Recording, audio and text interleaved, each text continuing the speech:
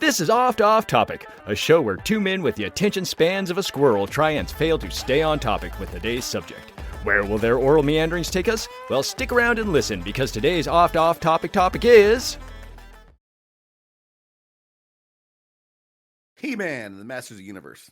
This time I'm telling stories and stuff, and Sean must listen. I've tied him to a chair, and I punch him in the face.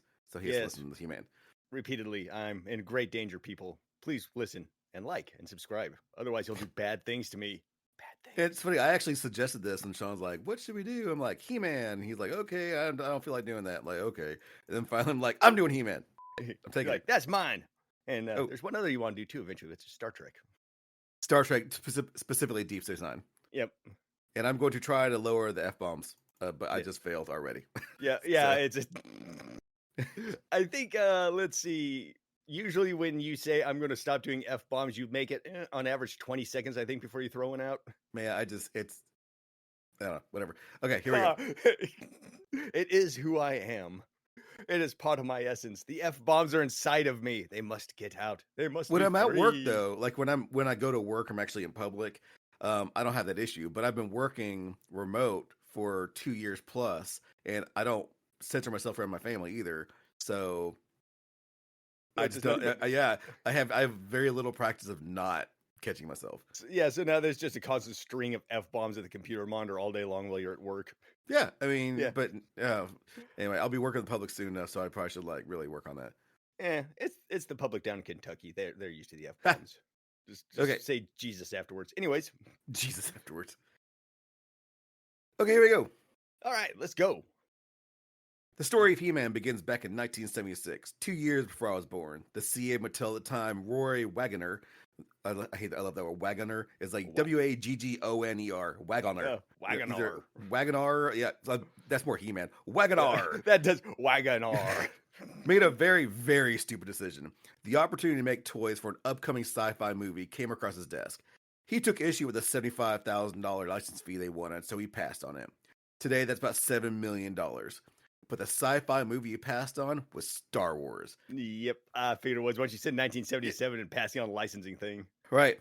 And of course, what happened, Wagoner had a ton of egg on his face. He was desperate to fix his mistake. And his wife would never leave him alone about it for the rest oh of my their God. marriage. Can you imagine? Just people walking down the hallways, just giving the eye. It's like, God, man, Star Wars.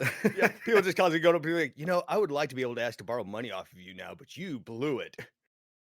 It's like, why are you like rereading my mail that I've written? It's like, I don't know, your decision making is not too great. We've seen your track record, and it's not great, man.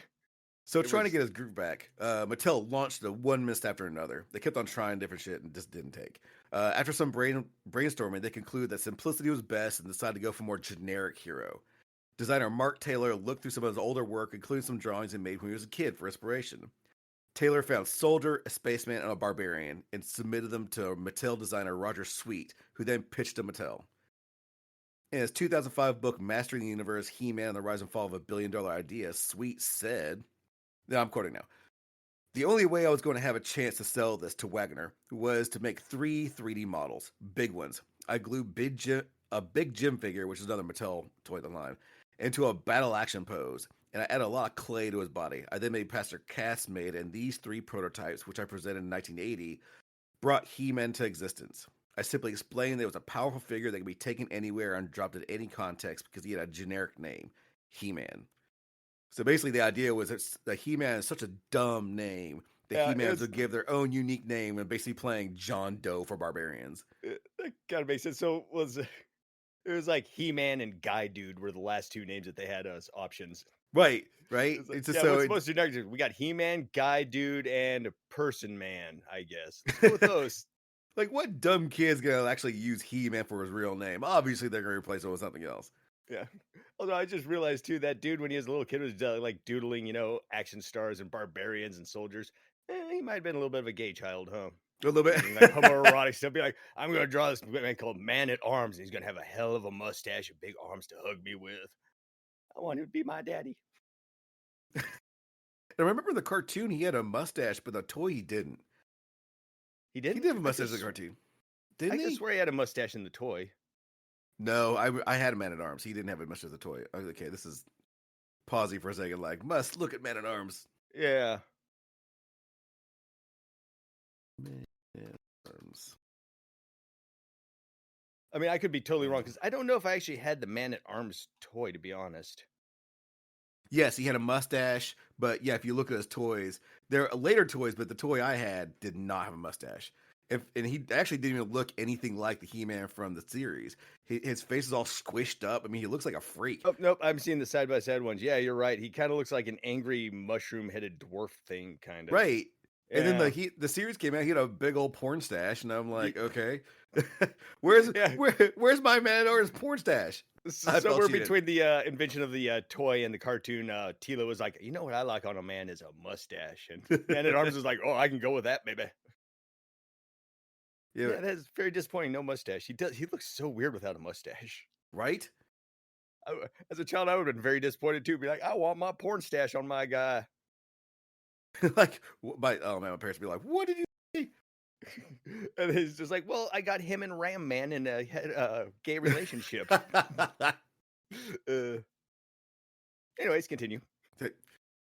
The He-Man line launched in 1982 called the Masters of the Universe, which brought a headache almost immediately.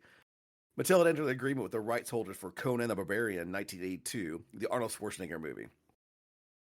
They got sued for obvious similarities, but lost, and all illegal agreements between them were dissolved. So, they got sued. While they didn't have to pay out, they did lose the licensing to the Conan movie. I don't know what happened to it. I didn't go any further than that. Somewhere Frank Frazetta standing in the shadows, being like raising his hand, be like, what about me? I deserve something of this.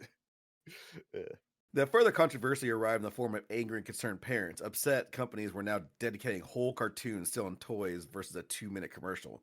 He-Man was by no means the only one, but it was lumped in with his cohorts, G.I. Joe and Thundercats. Yep. That was actually illegal for companies to do at one point. It was against FCC rules and stuff. Yep. How dare you? Yeah. We can actually thank Reagan for getting rid of that law. Who would have thought? Yeah, every so often he did some good things. Yeah, every once in a while I was like, yes. A compromise was reached under the Children's Television Act of 1990 that said broadcasters couldn't show more than 12 minutes of commercials on children's programming. But to be honest, that's still a lot. That is a lot. That's a show's 30 minutes long. Yeah, the show's like 30 minutes long with commercials. Like it's even less. It's like 12 minutes is a long time. And sometimes those sneaky cartoons will sneak in commercials during the actual episode themselves.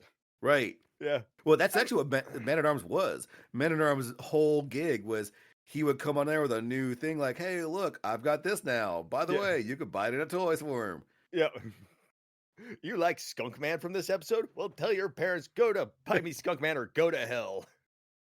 Which funny because to my memory, Moss Man smelled worse than the Skunk Man. He did. He had he had a very odd chemically smell to him. I think it's from like burning the fur on him and stuff. Yeah, so it was this really bad musk to him. Yeah, it was just like that weird, almost like when you get stuff from Temu or whatnot nowadays and you smell, you're like, oh God. But yeah, that Skunk Man was just patchouli, which I mean isn't the greatest smell in the world, but it's not bad. No, it's not. Patchouli. Yeah. And also I remember Moss Man too, that fur rubbed off really fast. It might have been because I was just like a kid, just like rubbing all over the thing, like, ooh, fuzzy. But I remember he got bald spots in a hurry. It absolutely did. Mine did too. Yeah, it's sad times. Kind of did have some cool texture to him, though. Oh, it really did. I mean, it was very tactile. I mean, I versus the other ones are just hard plastic. This guy's like, man, this guy actually has some feel to him. Yeah, I could like rub this on my body and feel funny inside. Well, back to the initial release of Masters of the Universe, Mattel included a mini comic with each toy that gave a backstory of our hero, or the hero that was, involved. It wasn't the story that we know now. The setting was a post-apocalyptic world called Eternia. The advanced civilization of the past had long fallen to war. It was now, what was left was like various villages and cities that did seem to know very little of each other. One such barbarian tribe held He-Man, the strongest barbarian, who decided to leave for adventure. And as he traveled, he came across a sorceress who gave him powerful weapons and outfit. And she was like green. And kind of looked like Tila from the back of the day, had like kind of a snake thing around her, like a shawl, if you will. And she was green in their original drawings. That was the sorceress. And the sorceress that we know now, has the eagle. Gotcha. Yep. As he was building himself a home, because why not, this villain Skeletor found the beautiful battle goddess Tila and kidnapped her. No backstory, just surprise. Here's Skeletor. Here's Tila. Kidnapping. Because 80s. Eventually, He-Man gets involved and fights Skeletor, who has taken Tila to Castle Grayskull for reasons. They fight. He-Man wins. For reasons. That's the best reason to do anything. Reasons. Yep, just for reasons. Why? Because I can. Who's going to stop me? They fight. He-Man wins. Skeletor will get him next time. While researching this, I intended to read the entire comic line, taking notes as I went. I actually started doing that. I was like, okay, this one does this one does this, and very quickly I was like, I'm not doing this. It was realized it was a waste of time. I just don't have. I moved on because how is the actual quality of them themselves? That's the thing. Now, basically, He-Man goes on adventures fighting Skeletor and meets various villains along the way. That's basically what these mini comics are for. They weren't for some general overview of stories. Now, these comics weren't actually comics you think of, with panels and word bubbles, and I had fully anticipated to see a low-budget 1980s comic with crap art and crappier dialogue. Just some of these throwaway comics back in the 80s, they're junk. Yeah, it was literally just like, kids are stupid, give them anything and they'll like it. Right. Well, these are actually more like the little golden books back in the day. There was actually a pretty decent, well-drawn image at the top of the page, and beneath that was like paragraphs kind of describing what was going on. There's no word bubbles, no panels. So you get the idea. You've seen the little golden panels. I mean, I know exactly what you're talking about. They were pretty well drawn. I mean, I'm actually looking at some of the covers here right now, and it's bringing back a lot of memories. Like, some of these covers are cool. It's like, hey, there's Battle Cat looking all badass with giant claws and everything and fangs. And I think the only really complaint I have is Skeletor's face looks a little melty, but whatever. That's a minor quibble. But otherwise, art's actually pretty decent. But in 1982, DC got a hold of the character in a very limited run, like 3 issues. It was more like a comics you expect. They did this to fill the character out a little bit, but I didn't really get into them. I didn't read them. I just got the information.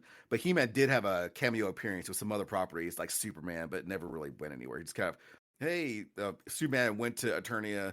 They had a brief interaction, and Superman went back to his homeworld, and He-Man stayed. Yeah, just like one of those standard crossovers from back in the day. It's like, ooh, look, we're gonna say our catchphrase to each other and make one like curious joke about each other, and then we'll be off. And Superman will never mention He-Man, and He-Man will never mention Superman. It's like it never happened. And there's always got to be one villain from the Superman world and one villain from the He-Man world. So it's like Lex Luthor and Skeletor teaming up or something to do a real scam. Right. Well, finally, we're here. The reason why we all love He-Man is the insanely popular cartoon He-Man and the Master of the Universe. It actually released a little under 2 weeks before my 5th birthday. It was September 5th, 1983. They revised and expanded the original backstory even more from he was a barbarian, he was strong, so he went out to kill things. My suspicion was they'll avoid even more comparison to Conan because they just barely got out of that lawsuit from last time. So they're like, let's toss a little more in here to really kind of drive home this is not Conan. Let's do like a secret identity kind of thing, and Right. As you just said. Adam. That He-Man is the alter ego of Prince Adam of Eternia. He's a total wimp who lives with his cowardly tiger Cringer. His father was King Randor, ruler of Eternia. His mother was a human astronaut named Captain Marlena Glenn, who got lost in space. I did not remember that part. Yeah, I actually said that. Like, no further explanation on that. Just lost in space and I'm married to a king of power. They really didn't get into that. Maybe that's why they speak English. Maybe she just like had the colonial spirit in her, and she's like, "You're all speaking my language and have my religions now." Yeah, but I have no memory of that. Part of me is like, is that just because I didn't care? But seriously, I have no memory of any kind of Earth anything on Eternia. Yeah, neither do I. I do remember as a kid thinking the whole Prince Adam and Cringer thing side story was stupid. And they should have just stuck with straight He-Man. But now that you bring it up, I see why. Yeah, I mean, but like so much better if Prince Adam wasn't even a thing in this. I do get the idea behind that. Like a lot of these cartoons will put like a child in there to go, oh, see, like children, you're a child, children, even Transformers. Like I remember several Transformers, like, okay, we have this intergalactic menace to deal with. Come on, Timmy, get him on, get in the driver's seat. Especially all those Transformers books you'd buy at like the book fairs at school. Almost all of those were like some high adventure with like a 12-year-old tagging along. I mean, don't you want like an experienced like warrior? Like you like someone who knows what they're doing? Nope, we need a kid who can do a Rubik's Cube on page 7 really fast. So, Rubik's Cube kids can relate. Well, When Prince Adam raised the power sword and said, "By the power of Grayskull, I have the power." It sounded way better when he did it. I was about to say, you sound like Kermit the Frog. Yeah, that sounded awful. I'm rolling with it, but that sounded awful. Oh, yeah, let's all agree that was the worst ever, worst He-Man impression of all time. It was Ray Romano doing He-Man.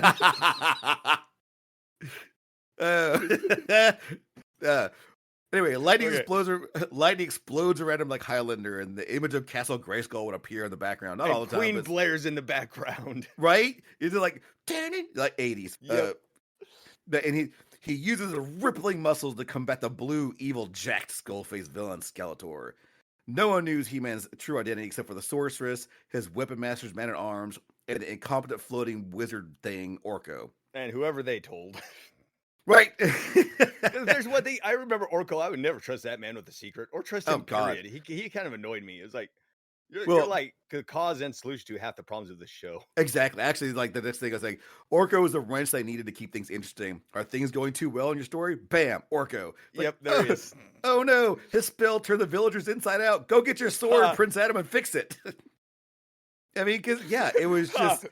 And the way Prince Adam fixes it, just run around, just like putting them all out of their misery. Sorry, That's I can't fix this. Slice. This is me fixing it. This town never existed. Yeah. Uses like royal power to just wipe it off the map. Just like, okay. And now we go just around. Like, oopsie, did I do that? It's like send out his minions throughout the city and the whatever. They're like finding cartographers. Like, hey, do you remember this town? Well, yeah, I think I do. Slice. Not anymore. We are literally wiping this from history. Exactly. So both He-Man and Prince Adam were friends with Teela, the Lois Lane of the story. But I give Teela a little more credit than Lois Lane, because Clark Kent and Superman look the exact same, except Clark Kent hunches a little bit and droops his shoulders. I mean, that's something, but otherwise, you put Clark and Superman side by side, it's obvious it's the same dude. Yeah. Prince Adam and He-Man look physically very different. Like, sure, it's the same guy, so there's obviously be similarities, but He-Man's a beefcake, and Adam's a scrawny kid. No one would think they were the same person. If I recall, wasn't like the Prince Adam toy all beefed up and muscular or some stupid? Oh yeah, like absolutely, he was. Like, yeah, like. I always thought that was like, wow, Prince Adam is just like a repainted He-Man doll. But you know what? I'm actually having doubts. I wrote that out. Let me just get. I may actually, because I think I'm thinking of the Prince Adam. We could be thinking of something. Nope, wrong. he's jacked in the cartoon too. I was wrong because I was thinking about like future versions of Prince Adam where they actually like made him younger. I was thinking about the future versions of it. No, but yeah, I kind of remember being jacked in the original. He was jacked. I was. That's totally wrong. So nope, she's just as bad. Like I was so put at that like images of them side by side, like He-Man and Prince Adam. It is 100%. Actually, you know what? He's worse than Superman because at least Clark Kent hunched his shoulders a little bit and put glasses on. This dude he changed his shirt. The end. Full stop. He has the same expression on his face, his same haircut, like everything about him. Haircut. That's got to be the only person in the entire world that has that haircut. I completely retract what I just said.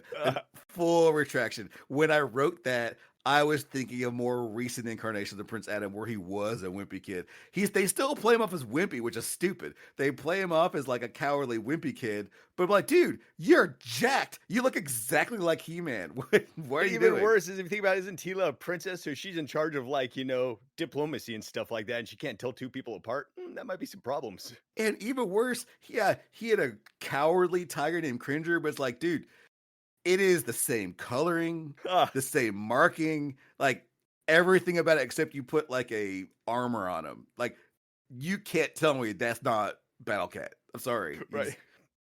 There's not a whole lot of giant green cats around.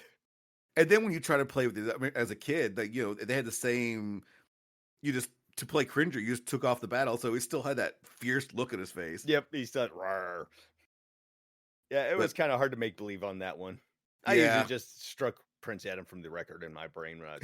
Prince Adam never even, he never it was just kind of like, we're just going to skip by that plot point. Yeah, just bypass entirely. So, well, Teela was the adopted daughter of Man-at-Arms and the secret child of the sorceress who rolled with Seaman. Jesus. He rolled with He-Man as they fight Skeletor and their minions. That's a way different cartoon, man. Where, completely different cartoon. That was one of the ones, back in the 80s, we had to go in another room. Yeah, exactly. You had to go behind the curtain in the Blockbuster right, to exactly. go find those tapes. So I had to try to find Sources versus Seaman. So, as 80s cartoon villains tended to want, Skeletor wanted power to rule the world, in this case, Eternia. For that, he needed Castle Grayskull and a power sword that He-Man held. Adventure was had. So that's the gist of the whole He-Man. Every episode was Skeletor trying to do resolution. Something. Yeah, and it all wrapped Orko up. messing stuff up. And then, there was a lesson, hey, kids, don't snort poison. Yeah. Don't know how's Prince Adam going to get to the sword now to turn into He-Man. Oh, look, he did. Exactly, yeah. Oh, look, oh, surprise. And then, of course, I was always irritated, too, because there's always Skeletor getting shown up by his henchmen. And I'm just like, if they're messing you over this many times, just kill them and move on. Hire some competent henchmen, Skeletor. You right. I mean, that was actually a really cool line. The most recent, like jumping ahead to the most recent iteration. Hordak shows up in the final series that just came out, Revolutions, and there was actually held the door in fucking Game of Thrones, huh? Hordak. What? Never mind. Oh, okay. I'm like, what? There was a really cool scene where like they're destroying some random planet somewhere, and the hero of that planet was like, I'm gonna get you. And Hordak's like, all right, cool, whatever, man. And he goes to attack Hordak, and his minions beat the crap out of the dude. And, Hordak goes, yeah, I don't fight my own battles. I have good minions. So that's the thing Skeletor never did. Skeletor always had to do himself because his minions were awful. Well, Skeletor probably went like the non-union route to save some money, but in the long run, you don't really save the money. Right. You just have good, competent henchmen. Well, He-Man was so popular with the boys, Mattel tried to get the girls too with the spin-off series, She-Ra, Princess of Power. I mean, and that always kind of got me, like He-Man, I guess She-Woman doesn't roll off the tongue, but I don't know. She-Wo. Yeah, something. But She-Ra, I'm like, what? It works. Yeah, it rolls off the tongue. Yeah, She-Ra does it. Yeah. It sounds almost vaguely like Egyptian too. It does a little bit. Well, they did this with the theatrical release of He-Man, She-Ra, the Secret Sword. So in that movie, that's the first theatrical release of He-Man, was the He-Man introducing She-Ra in this movie. It was basically an edited version of the first 5 episodes of She-Ra, the cartoon. Very similar way they did the Clone Wars. They that came out a while back. They actually released the first few episodes in a movie theater, and then they released it, as the series.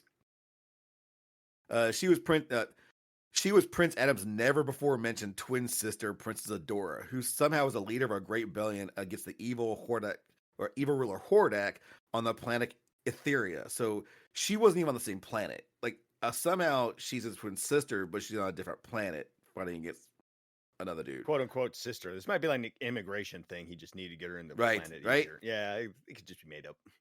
She too used the power of a Grayskull, and it also had adventures. In my young eyes, it did work because my sister Grayskull from a different planet, huh? No, same one. Oh, same one. Okay. Yep, same one. So she could just summon the power of Grayskull from a different planet, though. Yep.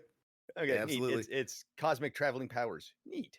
And in my young eyes, it did work because my sister got in She-Ra for a hot minute. I remember she got some of the She-Ra toys and whatnot. It was a few times our toys could actually cross over in like a canon way, not just my He-Man figures trying to match up with the Amazon heights of Barbie dolls. That was like the only time around that era that girls actually had like kind of a cool quote unquote badass toy, because they didn't have a lot of choices besides that. It was like Jem and Barbie, and Jem was truly outrageous, truly outrageous. She was. Yeah, I remember Jem for a hot second, but yeah, that fell by the wayside. Quickly. Everybody just remembers the theme song mainly off of that. I think they did a remake of it somewhere down the road too. Oh, I'm sure they did. Yeah. Oh, they did have a live action movie within the last 10 years. I don't think it. Yeah, it might have been a little bit longer than that, but yeah, and there's like a little flying droid that talked to them, and it was weird. Was there? I don't know. I never really watched it. Yeah, I didn't watch it. I watched some people do like reviews of it and be like, "This is something." I mean, I did see it when it came out, but I didn't watch it to any regularity, and I don't really remember it. So He-Man ran from 1983 to 1985, consisting of 2 seasons and 65 episodes each. It's 130 episodes. That's pretty decent. It's easy to forget how many episodes were in seasons back in the day. And 65 episodes per season is a lot. Yep. That is considerable. Yeah, as opposed to like South Park nowadays, where you get 6 episodes in a year if you're lucky. if you're lucky. Yeah, if you're lucky. I mean, that's actually more like an anime, where they have all these episodes. Because I can't even think of any what you consider more mainstream cartoons now that would run 65 episodes. For Nowadays, no, not at all. That was like an 80s syndication thing, I'm pretty sure. Because like DuckTales and stuff also had like 40 episode seasons at the start too. I think now the average is like 20 something episodes. I think that's about right, roughly 20. But as things do, eventually both shows lost popularity and were canceled. But that's not before, but that's not before He-Man and She-Ra had a Christmas special called He-Man and She-Ra, a Christmas special. Oh, damn, they burned the candle at both ends coming up with that. Damn straight. I'm not going to spend too much time on this turd. Some kids from Earth around Christmas time get involved. Honestly, of crap Christmas specials out there, Star Wars still win. But this one gets an honorable mention. I didn't really get too far. And I started reading the synopsis, and I rolled my eyes so hard. The synopsis can't keep your interest in, obviously, the show. No, I mean, they go to Earth, they meet some kids, Christmas involved, Scout Tour learns, magic. The meaning of Christmas, and everybody gets happy. I'm fairly certain, and I could have swore there was some like singing that was like I know there was like a He-Man singing meme that happened a while back, and I thought they got some of this from that, but I couldn't find. I don't know. I researched a little bit trying to kind of find like where do these, because think about He-Man, there's a lot of gay context to it. There's some like times where he's taking from a rainbow. Wonder why. Yeah, right. I just gave up. Like whatever. Yeah, I'm not gonna spend a lot of time on this, and so I just quit. But yeah, that Christmas special is something else. But now, it's time. Behold in all its glory, bow down and give homage to the 1987 canon monstrosity that was a live-action theatrical release of Masters of the Universe, directed by Gary Goddard, starring Dolph Lundgren. Behold, all give homage. I was so excited for this movie. At the time, I was getting He-Man magazine. They had set photos, ads, toys, comics, ads, character bios, ads, and also they had this little thing when you open the magazine, little flyers would fall out. Don't you miss magazines? Yeah, right. I mean, just your ads to go with your ads, right? I mean, and I remember, dude, I got that. That is a day I still sticks in my mind. Like we went to the mailbox. We were living in apartments at the time, and like, yeah, I was all about it. And to my mind, it was amazing. I'm sure if I saw it now, I'd be like, this is like basically 5 pages worth of content with a bunch of ads. Yep. And then you can order stuff from those ads, and it takes 6 to 8 weeks for it to arrive. Damn straight you can. Remember when shipping used to take forever? Right? Like, okay, I ordered this. Now the wait, now, I mean, you're right. Sometimes I just speak 6 to 8 weeks, and nowadays you can order something, and sometimes it's there like the next day. Yeah, oh yeah, like, I did that recently. I was like, do you want this tomorrow? Yeah, sure. yeah, right. And you're like, is it an extra charge? You're like, no, not really. You're like, huh? Yeah. Okay.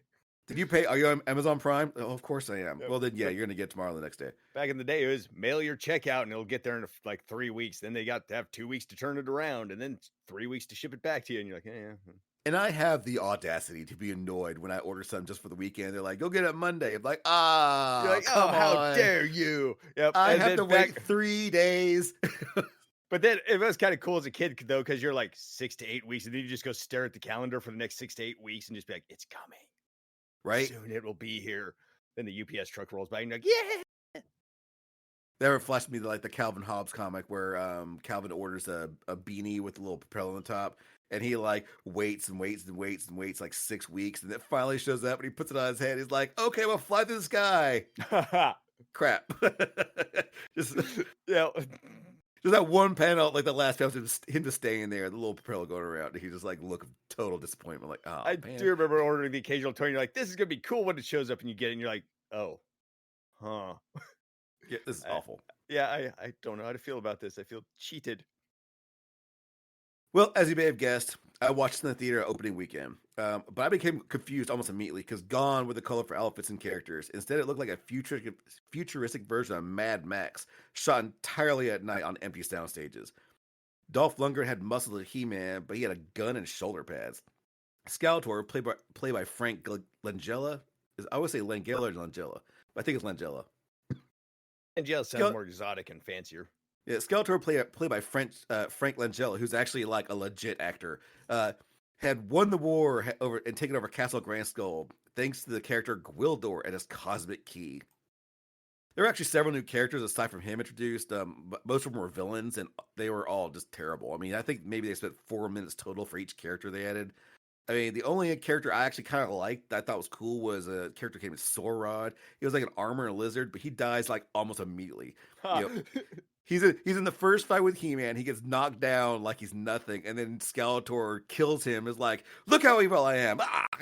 come on, man. See, I mean, maybe it's for the best for that character. They died right away and stayed cool. Because if he had lived through the entire movie, he might have gotten really lame in a hurry.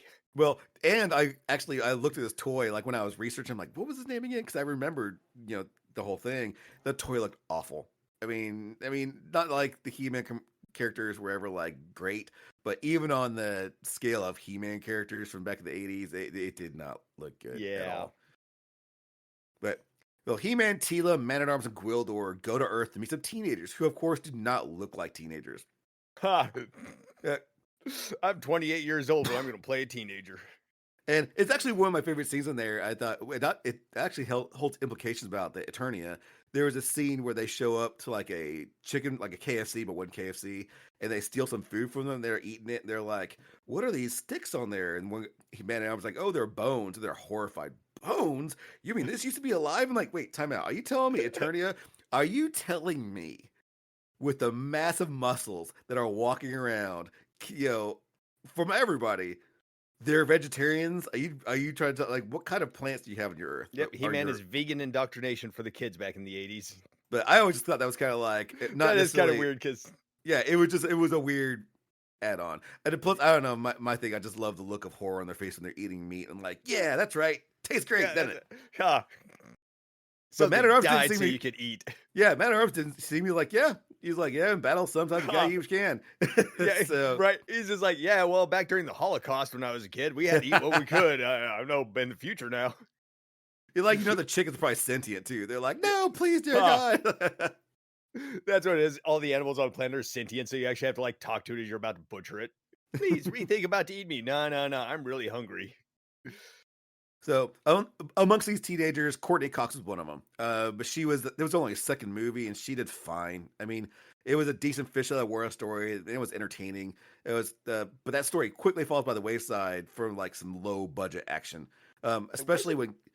I was gonna say, wasn't Dolph Lundgren a pretty big actor at this time too? Nope. He was off. No. This was before Rocky IV. Yes. No. Oh. Before Rocky IV was before this. Okay. But like he wasn't. So he was recognizable, but he wasn't Dolph Lundgren. It was because even Rocky IV, he was like almost like Mr. T. Where Mr. T had a bigger career after. I don't know if he did because he had the A-Team, but like he was big, he was recognizable, but he wasn't like a name. You know what I mean? Yeah. Just that big scary Russian dude who's going to take over America. Like, it wasn't like you walk up to some random kid like Dolph Lundgren. They're like, who? It wasn't like, oh, it's this like Arnold Schwarzenegger. Maybe he's the dude who beat up Rocky. Yeah. So eventually, one of the dumbest parts of the whole movie, Skeletor invades Earth. He gets a cosmic key and goes back to Eternia. And of course, when they invade, it's not just at night. No one's on the street. No civilians are hurt, and no one sees anything. No one's affected by this invasion. He just shows up. His army comes through. They like a whole like fancy parade going through the streets, and literally not a single person is out there. It's one of the things where they are budgeting the movie, and it's like, well, we can either pay all the paperwork and stuff and have the city shut down for these hours, or we can just shoot it at 7 p.m. right before people go to bed. And the way Skeletor gets the cosmic key back, which is the MacGuffin about this whole movie is the cosmic key. But Skeletor catches the humans, and he threatens to kill them unless He-Man surrenders. So He-Man does. And it's like, what's terrible tactics? I mean, your fate of the world's on the line. You just immediately surrender because he catches two randos you met like 5 minutes ago. I mean, I know it's heartless, but. Yeah, right. It's like, hey, Nate, give me the ultimate weapon of destruction that will kill everybody on this planet, or I'm going to punch this puppy. Yeah. I mean, not even just Earth, but like your planet. I know you're a hero, so you don't necessarily want an innocent planet that's not involved be destroyed, but priority list. Yeah, this is like the trolley problem. Right. Except, you got the entire universe on one track and like two kids you don't even really like on the other. One of them's going to marry David Arquette. So he gets whisked off, and then those left behind make another cosmic key thanks to synthesizers, because 80s. They go to a music store, and they're like, oh, look. And Gwilder's like, what happened was one of them whistles, and the guy whistled for the teenagers. And this guy was Lieutenant Paris from Star Trek Voyager. It's the only thing I know him from. So he was, and I wasn't big in Voyager, but that's just, if anybody listening, that's who it was. So he whistles, and Gwilder's like, what is that? You're making music from your mouth? It's like, time out again. I have to ask. Does the concept of music on Eternia not exist? I mean, right? Or just the ability to like blow air out of your mouth. It's like, what? Oh, why is there noise coming out of that hole in your face? It's like, well, it's coming out of your hole in your face too, buddy. And so they break into a music store and go straight for a synthesizer. And like, so he starts playing music. And well, then he gives it to the human. He's like, you human, you must do this. I'm like, didn't you make it? Like you think as the creator of this thing, you would know what to do instead of giving some random kid who like doesn't know anything. Let's be real. He doesn't. I mean, he was a musician, kind of. They barely gave him a backstory, and the only backstory they gave anybody was, the girl. But anyway, so He-Man's. They get the cosmic key. He-Man gets freed. Skeletor actually gets powered up, and then the final fight begins. So here's the stage is set. I've bypassed a lot of stuff, but who cares? Stage set. There was a lot of filler and boring stuff in there. Yes, there was other things that were happening. Yeah, He-Man and people are going to sit in a bush and talk about stuff for a while. They actually did. Evil Lyn looked pretty cool. Like, I'll be honest with you. Like, and the thing was, like, Tilo's supposed to be kind of like the bombshell, but I'll tell you what, between the two of them, Evil Lyn was more. Oh yeah, totally. Yep. Oh man, her eyes. Oh, anyway, forget about it. Anyway, at this point, production was now out of money. Like, what was supposed to be an epic fight between two powerful warriors became like two dudes moving very little as bright lights flashed behind them. It was very underwhelming.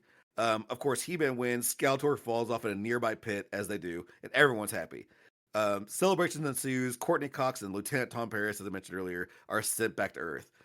But one little amusing thing that kind of dawned on me as I was writing this, and I didn't realize it back at the time, there was a side story that Courtney Cox's parents died in a plane crash. That was her whole thing. Oh, my parents died in a plane. She drops that in hints, like little crumbs going through the whole movie. My parents died in a plane crash. When they get sent back to Earth, they're sent back in time just before they leave to go on their doom flight. So she gets there and stops her parents from dying. But that would create a time paradox, because the entire reason she ran into He-Man and his friends was because she was about to leave town because her parents were dead. And that's why she is now stuck in a Groundhog Day situation till the end of time. Yeah, I mean, like never-ending looping hell of trying to rescue her parents. Right. I mean, so like, but they, of course, obviously no one in the movie, like, I can't fault the writers, because I'm just not going to. I mean, you could, but I mean, if I fault them for this, there are so many egregious things that happen in this movie. That's just kind of like a side thing if you think too long. There are plenty other plot holes that are honestly just having them go to Earth and meet Earthlings was dumb plot idea. They should just had everything happen on Eternia with wild, high expectations and adventures and. Well, that would take money. Monsters. It would. That was the problem. Well, I'll touch on that in a second. But as the credits rolled, the movie is over. I was at the opening weekend, and the credits were rolling, and I was actually walking down the aisle to leave. Like, I remember we were leaving out from behind the screen, so we didn't turn around and go back when we came in. We were going down to the screen and go out the back way. We were slowly going down there, watching the credits go by, and then something happened that blew my fucking mind. We were nearly out of the theater, and all of a sudden, the first end credit scene I'd ever seen happened. It was the camera pans on some bubbling water, and Skeletor's head pops out and declares, "I'll be back." But he wasn't. Yeah, it never happened. Your brain exploded. You're like, "Oh my god!" Right? What? They're like, after am I the only person that saw that? After that, for a while, like when I would watch, like rent VHS and watch stuff, I always fast forward to the end to see if there's end credits. It was like. It was a Marvel thing before the Marvel thing. And of course, almost nobody did it. Very few. I remember a tiny handful of movies doing it. But very tiny. It did happen. Like, it's not that it didn't, but yeah, that set me up for disappointment. Yeah. I think the only other one that pops in the top of my head is I think Killer Clowns from Outer Space did it back then. A couple of like super cheesy horror movies, like super cheesy low budget, but Yeah, I might even be wrong on that. Well, after I saw the movie, I was in the afterglow, and it hadn't quite hit me how bad it was. Same thing happened with Phantom Menace. You're When still I went doped in there, up on sugar and popcorn and stuff like that. yeah, like even with Phantom Menace, I was older, obviously, Phantom Menace, but like when I left that movie, I'm like, oh yeah, Star Wars, woo! And then it slowly just kind of dawned on you, like you saw like a hate crime. You're just kind of like. I know exactly what you mean when somebody's like, "Did you like that movie?" You're like, "Yeah, it was good." And then you start thinking about it a few days after. You're like, "Did I like it though? Did I really?" And they're like, "Oh no!" And then people just come up and be like, "I heard you like that piece of crap movie." I'm like, "No, I don't think I did." Now, yeah, I did, but not anymore. I actually started thinking about what I saw. Yeah, yeah. It took time to soak it in and process. And I'm like, "Oh no. Well, during my research, I actually found a nice little thing where Frank Langella, said Skeletor to this day was still one of his favorite roles. Like he didn't know anything about Master of the Universe, but his kids loved it and pushed him to get very much like Raul Julia did for M. Bison and Street Fighter. That's exactly what I thought of. But although Langella didn't have any amazing speeches for me, it was a Tuesday. That's still I love that. Yes, that man, is a it's great still bad up there. Speech. But Frank Langella actually did add one of his own lines. He stuck this in there, and I really love this line. So I want to say it. I don't know. I'm gonna do another bad impression. So, but this is a really cool line. He goes, "Tell me the loneliness of good, He-Man. Is it equal to the loneliness of evil?" What awesome! Like, what a bad line. I don't know. I just love that line. Like, tell me the loneliness of good is it equal to the loneliness of evil? Like that. And of course, He-Man with his badass. IQ of 72 just freezes up and is like, "Huh?" And that's when Skeletor stabs him. I like roses. What? Yeah. My cat's breath smells like cat food. The movie did not do well. They made $17.3 million back from the budget of $22 million. The critics tore it apart, and it was well deserved. Many of the issues could be laid at the feet of Mattel because they refused to pay on time, they had a very small budget, and they tried to micromanage the director at every turn. Like almost from the jump. Like at one point, the crew actually quit filming. They like covered up their cameras and refused to turn anything on because they're like, until you pay us, we're done. And so Mattel forgot about rule 101 of making a movie. You pay people to do shit. Right. And I mean, again, like I mentioned earlier, like they ran out of money for the final fight. It was actually done. That fight was done in a basement of some studio with only like Lundgren, Langella, and like a couple people in there. That was it. So it really was just two guys in a room. Like they didn't do a big fight scene because there was nowhere. If they walked too far back, they would hit a wall. Yeah, so it was Lundgren, the other dude, like a guy running the camera, and the janitor just standing around waiting to lock up after they're done. Exactly. Yep. Like, you guys better not make a mess. I got to clean up and be out of here by 11. Well, another thing that was going against the movie that came out 2 years too late. Remember, the cartoon ended in 1985. That was when they needed a strike. Well, they needed a strike between, honestly, the best time of strike was 1984. So it was maybe 3 years too late. Right in the middle of that, like, the height of the cartoon. I mean, I feel like by that time Transformers had taken some of the hype, or some other cartoons. And as I said, I mean, I was a hair after that, wasn't it? I think so. I mean, I was still in He-Man. Like the show ended, but I still played with it. I was still excited for the movie that came out. I got the magazine and everything. Like I was still into it, but I was the exception, not the rule.